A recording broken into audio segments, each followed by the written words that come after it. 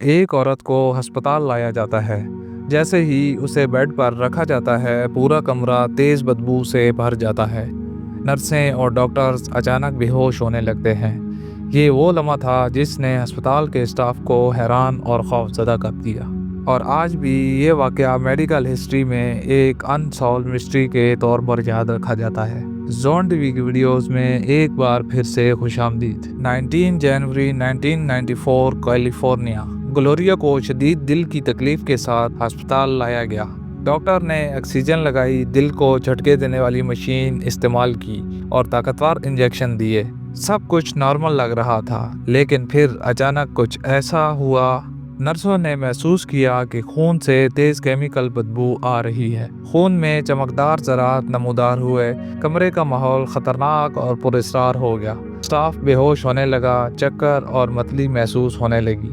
چند لمحوں میں 23 ہسپتال کے ملازمین متاثر ہوئے اور 5 کی حالت شدید تھی۔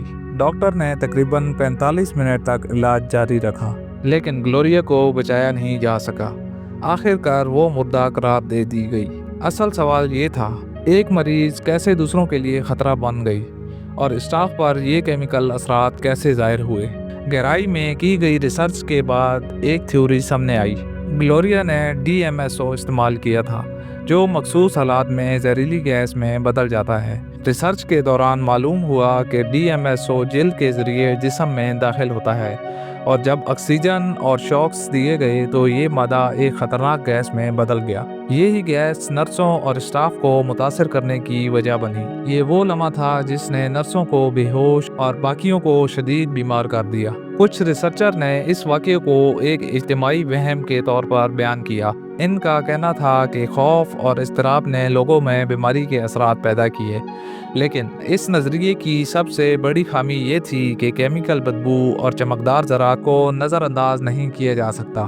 گلوریا کا پوسٹ مارٹم تاخیر سے ہوا اور جسم کو صحیح طریقے سے محفوظ نہیں کیا گیا۔ ریسرچ ٹیم نے بعد میں خون اور دیگر سیمپل کو اینالائز کیا۔ دیکھا گیا کہ چمکدار پارٹیکلز یہ ثبوت DMSO اور اس کے رد عمل کی تصدیق کرتے ہیں۔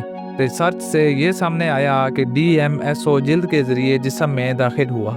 علاج کے دوران آکسیجن اور شاکس نے اسے ٹاکسک گیس میں بدل دیا۔